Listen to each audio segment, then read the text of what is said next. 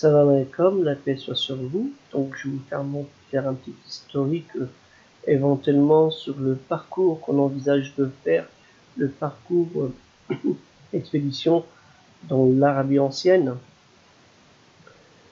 Quand je parle de l'Arabie ancienne, ça comprend plusieurs pays, non pas que les pays tels qu'on dit l'Arabie des Saouds. Naturellement, l'Arabie antique est beaucoup plus vaste que ça. Donc on va faire un petit parcours par la carte. Donc le Shib al-Jaziratu al-Arab, hein, c'est cette zone-là, avec le Roub al-Khali. Vous avez ici Al-Medina, Mecca, là vous allez avoir Riyad, la capitale actuelle. Vous avez ce qu'on appelle du Yémen actuel, l'ancien royaume d'Himyar, avec tout ce qui est la partie de l'Hadramout, du Najran, Marib, Zafar, là c'est la région de Oman, tout ce qu'on appelle les Émirats. Vous avez l'Irak, la Mésopotamie, hein, le pays des deux fleuves, le Tigre et l'Euphrate. Elam, hein, la partie ouest, ce qu'on appelle de l'Iran, la Perse sassanide. Vous avez ici Elam, donc les Élamites, vous avez la Syrie, la région de Canaan, ce qu'on appelle maintenant l'Israël, enfin l'Israël, et vous avez l'Égypte, en fait, le pays des deux terres, le pays de la terre noire, pas des gens qui sont noirs, mais c'est de la terre qui est noire, due au delta. Vous avez la Basse-Égypte avec Taméou et Tachénou, hein, la Haute-Égypte. En dessous, vous avez ce qu'on appelle le pays de Couche, la Nubie, le Soudan actuel et l'Éthiopie. Mais bon, l'Égypte des pharaons, ça allait à peu près avec aussi le Soudan, puisque les pharaons qu'on appelle les pharaons noirs. Donc en fait, le but du voyage, c'est de faire tout ce qui est cette partie de l'Arabie, avec aussi une partie de la Jordanie actuelle, et si possible la Syrie, mais ça va être très difficile actuellement. L'Irak, n'en parlons pas, c'est des régions assez difficiles d'accès maintenant. Donc notre voyage, en fait, il sera concentré plutôt sur l'Arabie. Le Yémen, ça va être peu probable, mais Najran, je pense c'est faisable. Marib, sans doute. Voilà, en fait, c'est un peu cette région très riche en histoire. Et il faut savoir que les prophètes tels que Noé, hein, qui était dans ces régions-là, et Héber, hein, l'ancêtre des Hébreux, hein, Héber c'est Oud, l'ancêtre des Hébreux. Donc là, nous sommes la région d'El-Arab El-Ariba, hein, les Arabes du Sud. À la différence du Nord, les Arabes du Nord, El-Mustariba, hein, les Arabes du Nord. Donc c'est un peu ça qu'on envisage de faire comme parcours historique, culturel et cultuel, parce que vous voyez, bon, on voit le parcours des prophètes, hein. Réhou, Sérou, Nahor, hein, Nahor qui va aussi à Yaourim, avec Terah, Nahor, Abraham. Abraham a fait tout le parcours qu'il a fait, ainsi de suite, tous les prophètes. Mais on s'arrêtera à cette partie-là. Nous, principalement, notre partie, c'est pas dans le budget. Donc c'est un peu, là, il y a l'affaire sassanide, naturellement, à l'Iran actuel. Donc c'est un peu le budget qu'on envisage d'avoir pour pouvoir faire ce projet culturel et culturel sur l'Arabie ancienne et l'Arabie antique. À ce sujet, nous utilisons pas mal de références, hein, telles que ce livre, La route d'Arabie, hein, où il y a beaucoup d'informations sur l'Arabie. Ben, il y a des cartes, des plans, des cartographies, ça c'est le plan du Najran, hein, plan de Najran, et de ce qui a été trouvé, et autres. Donc voilà, donc ça c'est ce livre qui va nous aider, il n'y a pas que lui. Comme l'Arabie d'avant l'islam, c'était une Arabie où il y avait le polythéisme, même s'il y avait eu il y avait des juifs, parce que les juifs, il y avait des juifs dans cette région-là, il y avait des juifs dans cette région-là, des chrétiens par ici, et des chrétiens aussi par ici, avec les Lachmides. Hein, et là, c'est aussi d'autres religions. On a ce livre aussi, Dieu et déesse d'Arabie, qui va nous servir de référence.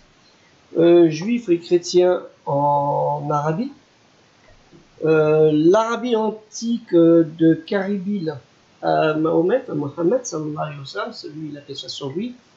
Et plein d'autres documents, hein, il y a à peu près une cinquantaine de livres qui vont être étudiés, mis à l'étude pour ça.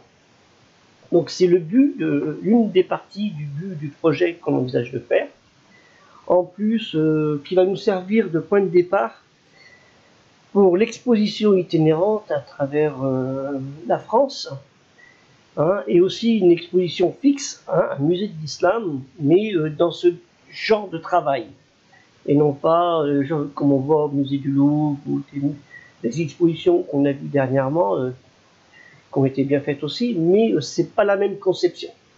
Hein, on abordera aussi, il y a un livre qui pourra nous servir de support, le monde byzantin aussi, qui est très important, qui est étudié, plein d'autres livres que j'ai ici, mais je ne peux pas tout sortir, hein, l'art de Byzance, l'art roman, l'art de l'islam musulman et tout ça, etc., comme l'art africain, etc.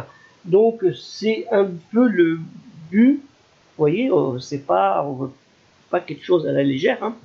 On va expliquer le parcours, il y aura des photos, des vidéos, peut-être envoyées en ligne, si Dieu le veut, Inch'Allah, pour expliquer le projet.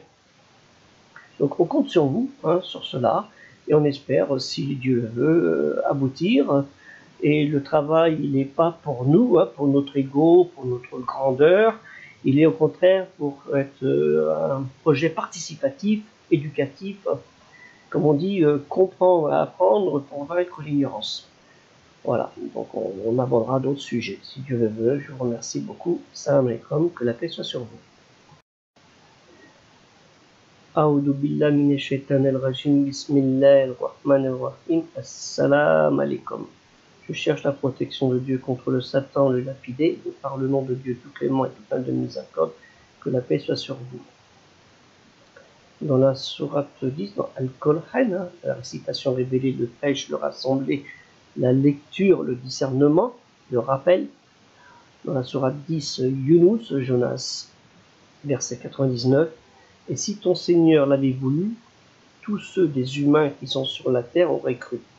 Est-ce à toi de contraindre les gens à devenir croyants?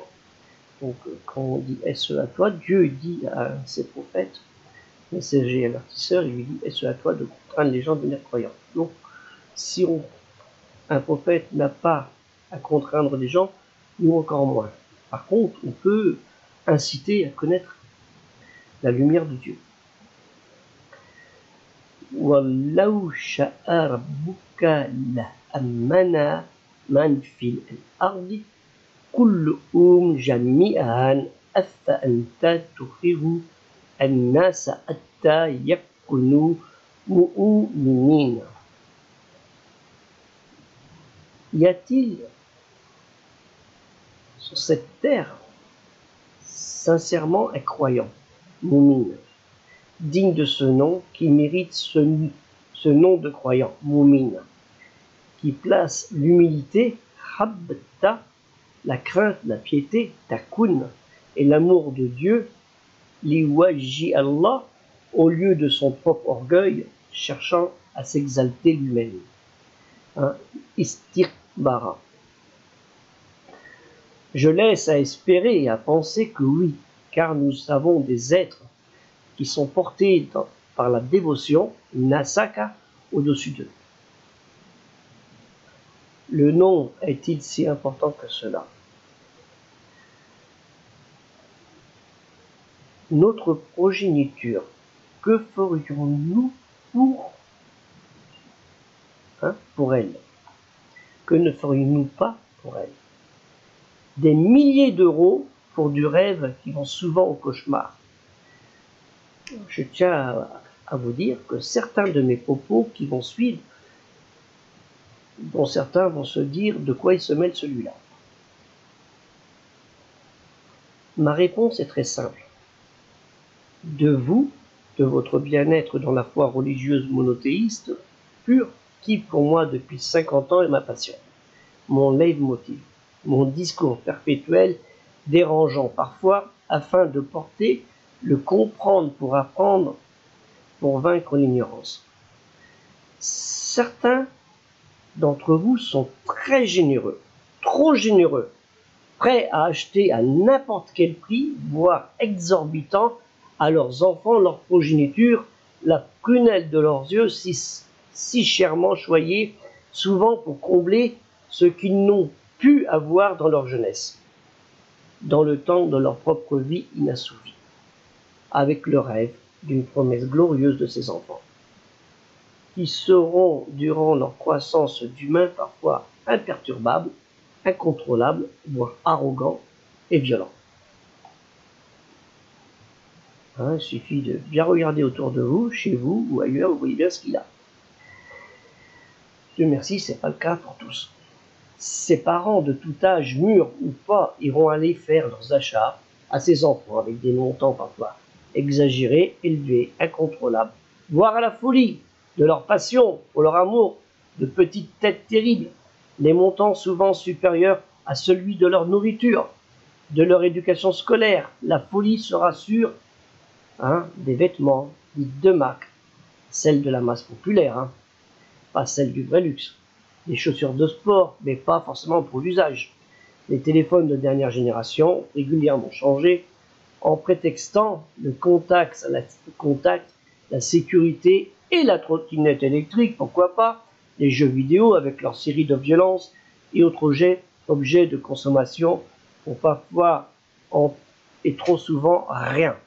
Les espoirs portés sur leurs enfants tombent à l'eau, le rêve devient cauchemar. Et pour Dieu, l'unique, le Très-Haut, en arabe, Allah Ta'ala, Allah, lui, qui nous donne sa miséricorde, sa générosité, son amour, qui nous promet le meilleur selon nos comportements, rien, ou du moins pas grand-chose.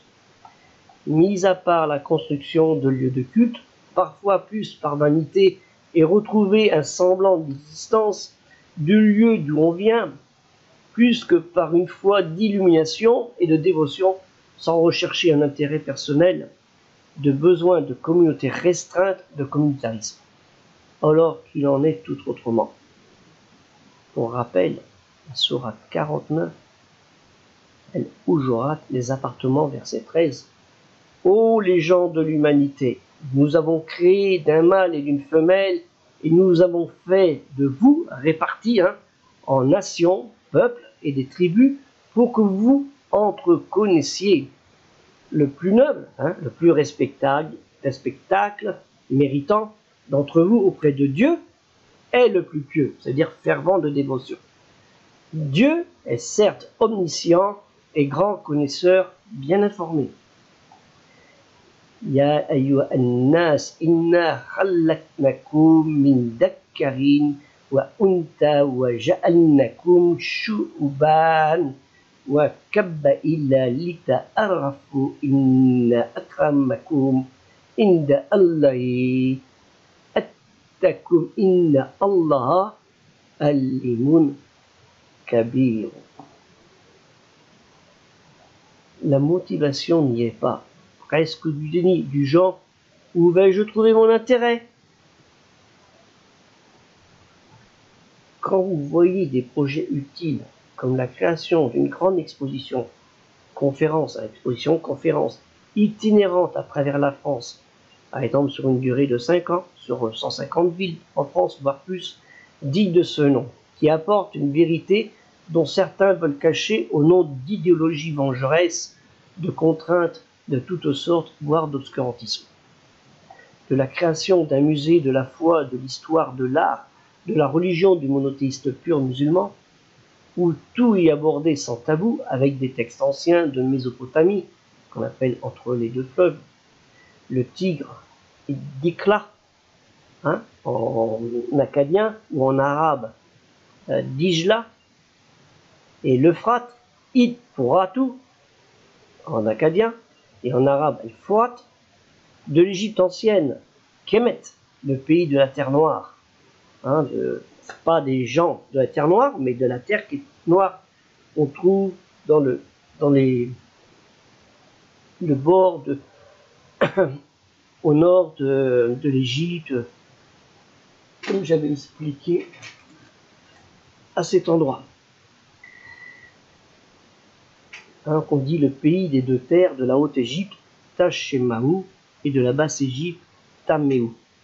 De l'Arabie antique, l'Arabie pré-islamique, la Jahiliya, l'époque de l'ignorance, hein, la région de l'Hijaz, en passant par Marib, Najran, l'Adramout, le désert de Rou al-Khali, du syriaque, hein, des textes du syriaque araméen, Soria aramite, du grec, du latin.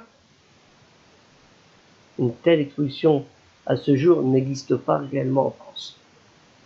Aussi, d'un projet d'une exposition culturelle et cultuelle dans la péninsule arabique, aux sources de la parole révélée, de l'écrit, tout cela pour la curiosité, tous grands de tout âge, du jeune adulte au respectacle, est né, dit de la personne d'un âge mûr. À ces jeunesses de tout âge, qui, avec l'aide de Dieu, avant tout et aussi avec la volonté solidaire, qui ne peut être faite qu'avec la masse de la projection des croyants du monothéisme pur. Les regards s'abaissent, et quand les mains doivent sortir de la poche un montant de 1 euro, 2 euros, 10 euros, 20 euros, 50 euros pour les plus motivés, en fait, en général, la désillusion de l'aumône est à la hauteur de la générosité, sans grande motivation, mais pour faire comme les autres, et surtout ne pas être la proie du regard de l'autre, victime de la vindicte de la communauté.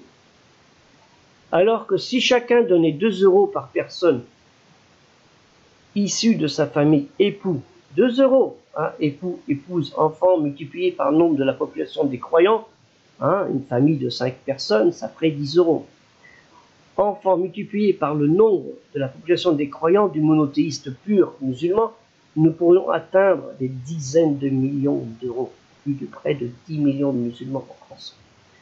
Plus que nécessaire, voire le surplus, donné à des petites associations sincères musulmanes en manque de moyens financiers pour leurs projets d'amélioration des bâtiments du culte, d'achat de livres utiles, bilingues naturellement, puisque nous sommes en France, sur des domaines de l'islam avec une majuscule, islam avec une majuscule, et non pas que Al-Qur'an, la citation révélée, le prêche, le rassemblé, l'appel, le rappel, le discernement, hein, mais avec des exégèses de la lecture, des livres de sa géographie religieuse, avec l'histoire religieuse, bien mouvementée des peuples musulmans à ce jour.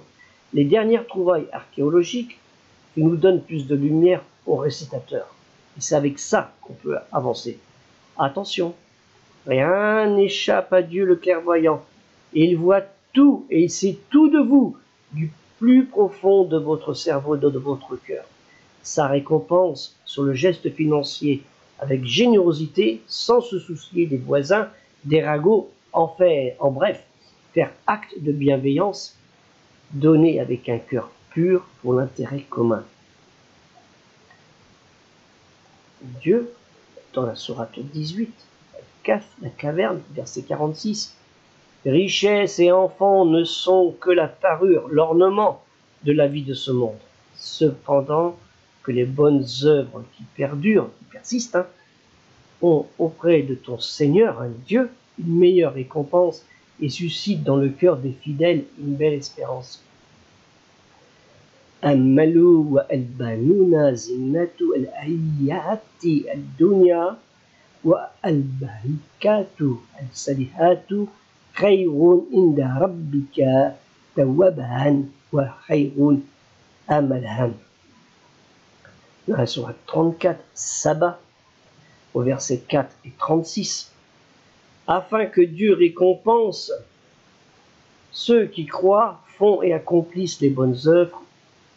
Pour ceux-ci, il y aura réservé un pardon, l'absolution bien qui efface efficacement les erreurs, et un don généreux.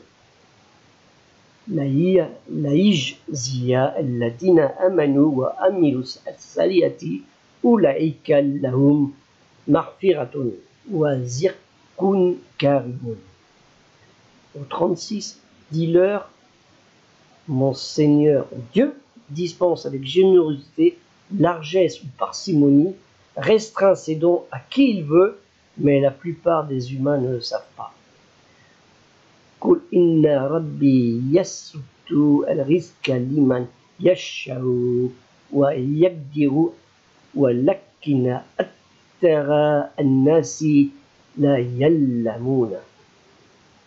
Si après tout ce que je vous ai dit et qui vous a fait comprendre l'enjeu essentiel pour notre communauté de croyants disloqués, voire pour ceux qui, même d'une autre obédience religieuse, voire athées, mais intéressés à comprendre de quoi il en est, afin de trouver une paix d'humains et non des discordes, faute d'incompréhension, de sous-entendus, de comportements mis sur le compte de cette noble religion, qui ne sont en fait que du fait de l'humain et non de la révélation. Qui prône cette révélation divine, qui prône que amour des uns et des autres avant tout dans l'amour de Dieu, créateur de toutes choses, quoi qu'on en dise de part et d'autre.